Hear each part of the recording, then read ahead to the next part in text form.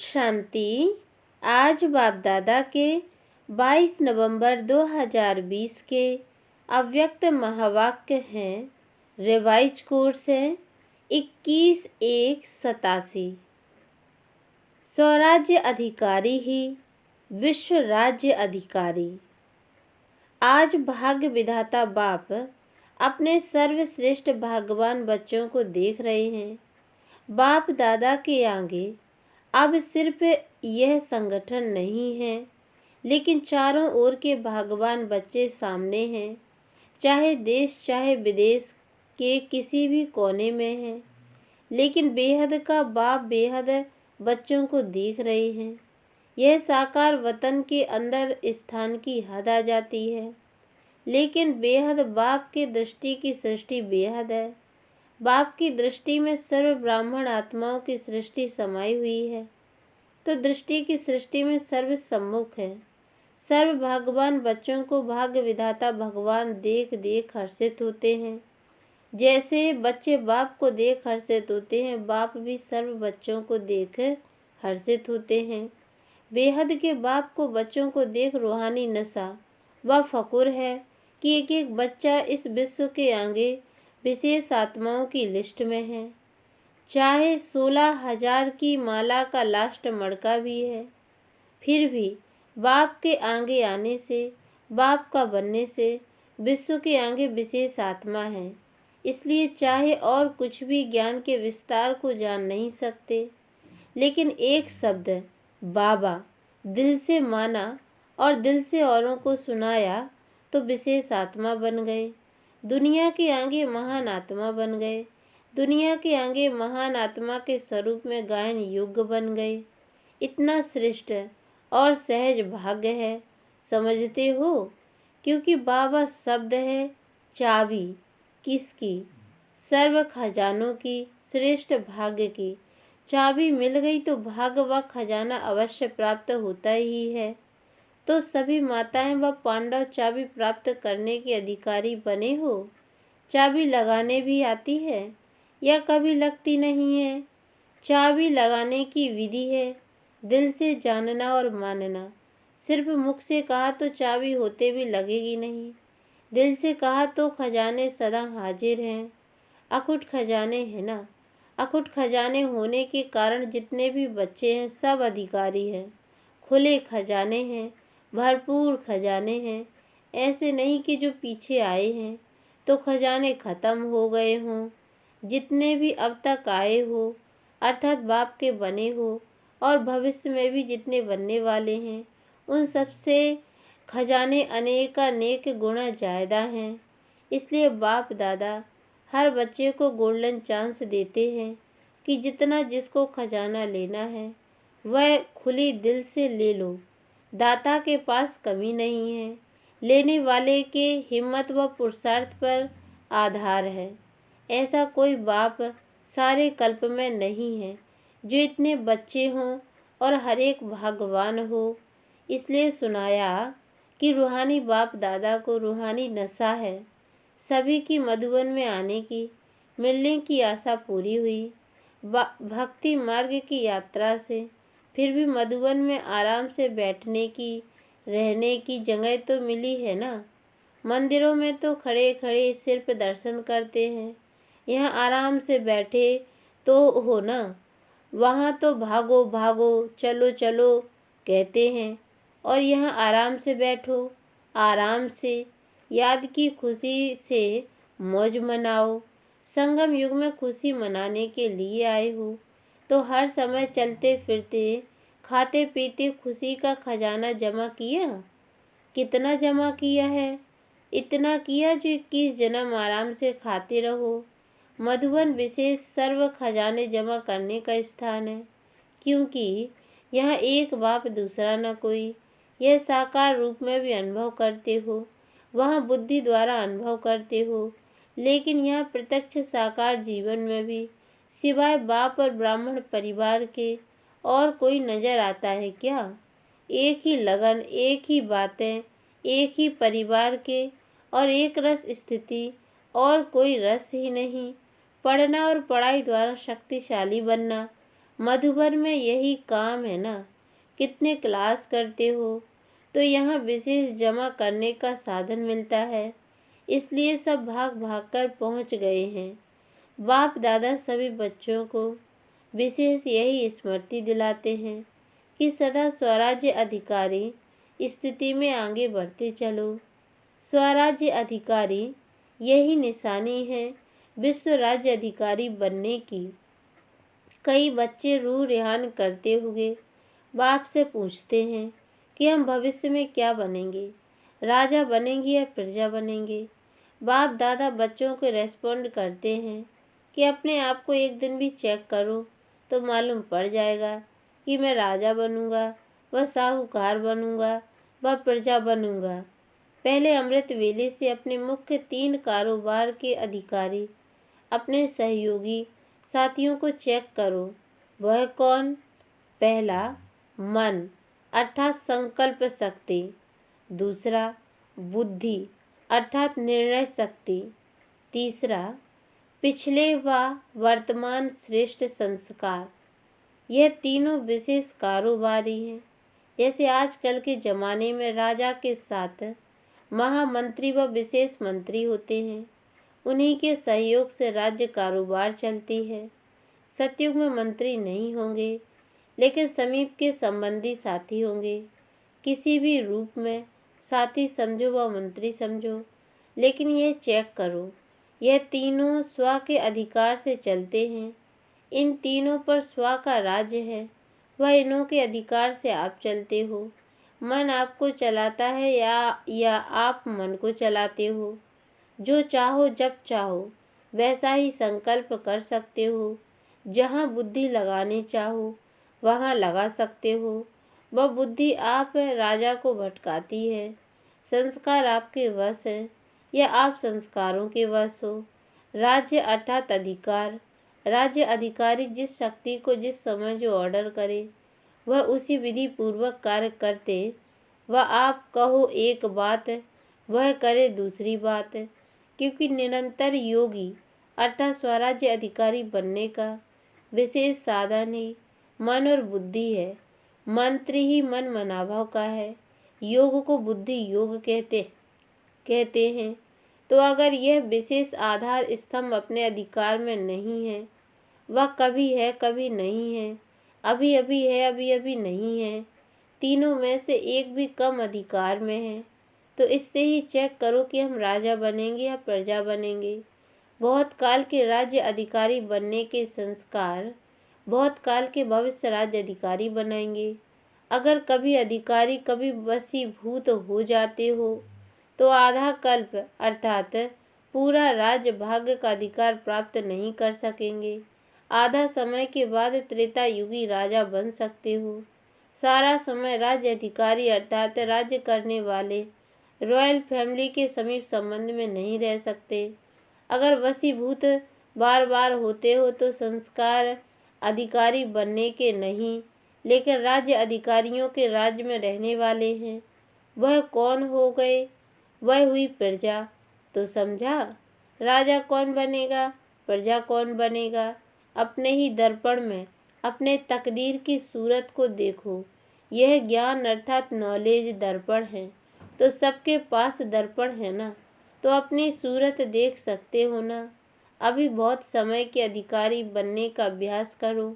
ऐसे नहीं कि अंत में तो बन ही जाएंगे। अगर अंत में बनेंगे तो अंत का एक जन्म थोड़ा सा राज्य कर लेंगे।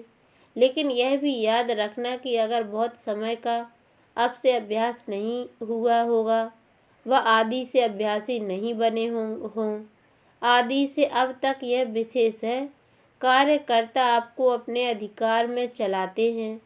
वह डगमग स्थिति करते रहते हैं अर्थात धोखा देते रहते हैं, दुख की लहर का अनुभव कराते रहते हैं, तो अंत में भी धोखा मिल जाएगा। धोखा अर्थात दुख की लहर जरूर आएगी, तो अंत में भी पश्चाताप के दुख की लहर आएगी। इसलिए बाप दादा सभी बच्चों को फिर से स्मृति दिलाते हैं कि राजा बनो और अपने विशेष सहयोगी कर्मचारी व राज्य कारोबारी साथियों को अपने अधिकार से चलाओ। समझा? बाप दादा यही देखते हैं कि कौन कौन कितने स्वराज अधिकारी बने हैं। अच्छा, तो सब क्या बनने चाहते हो? राजा बनने चाहते हो तो अभी स्वराज अधिकारी बने हो। वह यही कहते हो बन रहे हैं, बन तो जाएंगे। गे गे नहीं करना, जाएंगे तो बाप भी कहेंगे अच्छा राजभाग देने को भी देख लेंगे। सुनाया ना, बहुत समय का संस्कार अभी से चाहिए। वैसे तो बहुत काल नहीं है, थोड़ा काल है, लेकिन फिर भी इतने समय का भी अभ्यास नहीं होगा तो फिर लास्ट समय यह उल्हाना नहीं देना। हमने तो समझा था लास्ट में ही हो जाएंगे, इसलिए कहा गया है कब नहीं अब। कब हो जाएगा नहीं, अब होना ही है, बनना ही है। अपने ऊपर राज्य करो, अपने साथियों के ऊपर राज्य करना नहीं शुरू करना। जिसका स्व पर राज्य है उसके आगे अभी भी स्नेह के कारण सर्व साथी भी चाहे लौकिक चाहे अलौकिक सभी जी हजूर हाँ जी कहते हुए साथी बन करके रहते हैं। स्नेही और साथी बन हाँ जी का पाठ प्रैक्टिकल में दिखाते हैं। जैसे प्रजा राजा की सहयोगी होती है, स्नेही होती है, ऐसे आपकी यह सर्व कर्मेंद्रियाँ विशेष शक्तियाँ सदा आपके स्नेही सहयोगी रहेंगी और इसका प्रभाव साकार में आपके सेवा साथियों व लौकिक संबंधियों साथियों में पड़ेगा। दैवी परिवार में अधिकारी बन ऑर्डर चलाना यह नहीं चल सकता। स्वयं अपने कर्मेंद्रियों को ऑर्डर में रखो तो स्वतः आपके ऑर्डर करने के पहले ही सर्व साथी आपके कार्य में सहयोगी बनेंगे। स्वयं सहयोगी बनेंगे, ऑर्डर करने की आवश्यकता नहीं।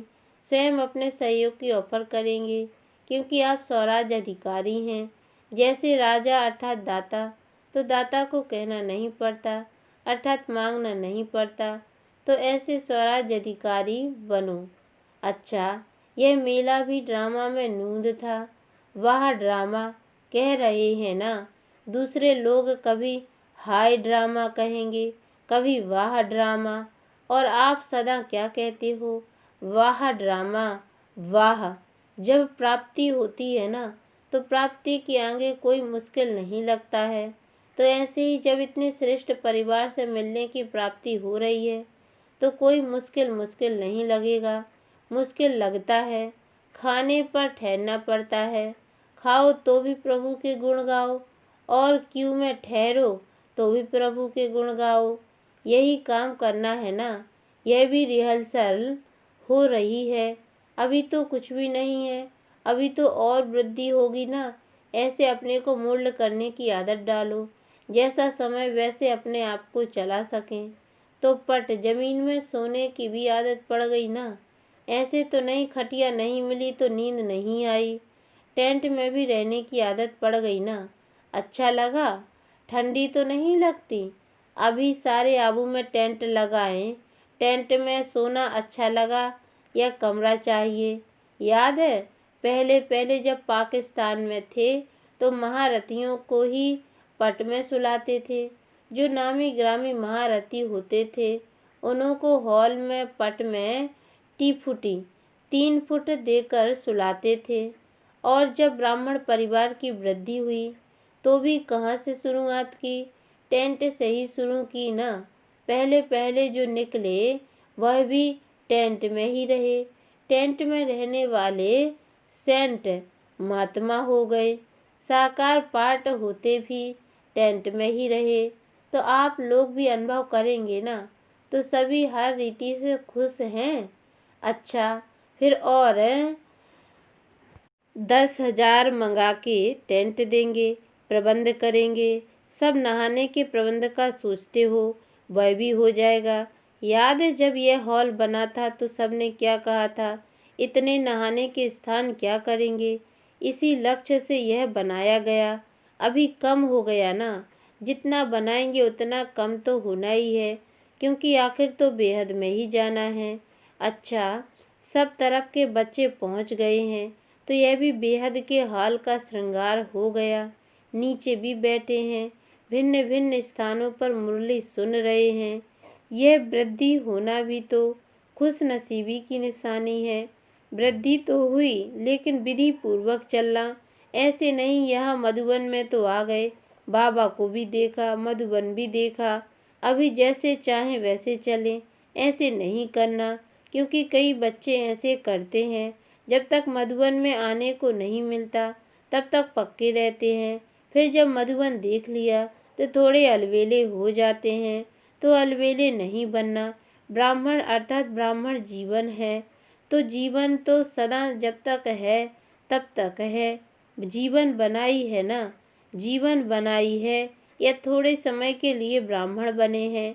सदा अपने ब्राह्मण जीवन की विशेषताएं साथ रखना, क्योंकि इसी विशेषताओं से वर्तमान भी श्रेष्ठ है और भविष्य भी श्रेष्ठ है।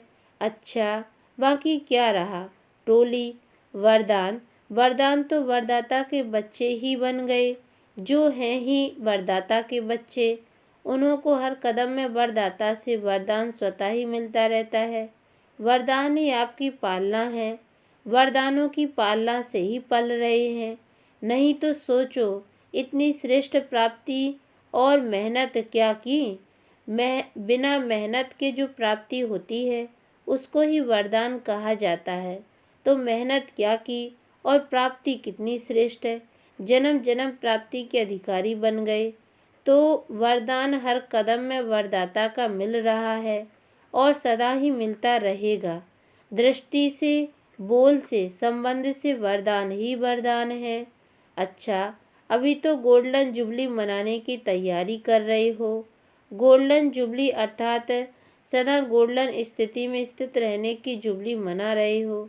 सदा रियल गोल्ड, जरा भी अलाए खाद मिक्स नहीं, इसको कहते हैं गोल्डन जुबली। तो दुनिया के आगे सोने की स्थिति में स्थित होने वाले सच्चे सोने प्रत्यक्ष हो, इसके लिए यह सब सेवा के साधन बना रहे हैं। क्योंकि आपकी गोल्डन स्थिति गोल्डन एज को लाएगी, स्वर्णिम संसार को लाएगी, जिसकी इच्छा सबको है कि अभी कुछ दुनिया बदलनी चाहिए। तो स्व परिवर्तन से विश्व परिवर्तन करने वाली विशेष आत्माएं हो। आप सबको देख आत्माओं को यह निश्चय हो, शुभ उम्मीदें हो कि सचमुच स्वर्णिम दुनिया आई की आई। सैंपल को देख करके निश्चय होता है ना, हाँ अच्छी चीज़ है। तो स्वर्ण संसार के सैंपल आप हो, स्वर्ण स्थिति वाले हो। तो आप सैंपल को देख उन्हों को निश्चय हो कि हाँ, जब सैंपल तैयार है तो अवश्य ऐसा ही संसार आया कि आया। ऐसी सेवा गोल्डन जुबली में करेंगे ना उम्मीद को उम्मीद देने वाले बनना। अच्छा, सर्व स्वराज्य अधिकारी, सर्व बहुत काल के अधिकारी प्राप्त करने के अभ्यासी आत्माओं को, सर्व विश्व की विशेष आत्माओं को, सर्व वरदाता के वरदानों से पलने वाली श्रेष्ठ आत्माओं को बाप दादा का याद प्यार और नमस्ते। और हम रूहानी बच्चों की ओर से भी रूहानी माता पिता बाप दादा को याद प्यार और गुड मॉर्निंग बाबा नमस्ते। वरदान। भटकती हुई आत्माओं को यथार्थ मंजिल दिखाने वाले चैतन्य लाइट माइट हाउस भव। किसी भी भटकती हुई आत्मा को यथार्थ मंजिल दिखाने के लिए चैतन्य लाइट माइट हाउस बनो। इसके लिए दो बातें ध्यान पर रहें। पहली, हर आत्मा की चाहना को परखना, जैसे योग्य डॉक्टर उसे कहा जाता है, जो नब्ज को जानता है। ऐसे परखने की शक्ति को सदा यूज करना। दूसरी, सदा अपने पास सर्व खजानों का अनुभव कायम रखना। सदा यह लक्ष्य रखना कि सुनना नहीं है, लेकिन सर्व संबंधों का व सर्व शक्तियों का अनुभव कराना है।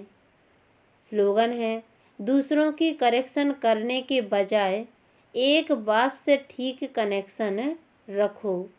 अच्छा, ओम शांति।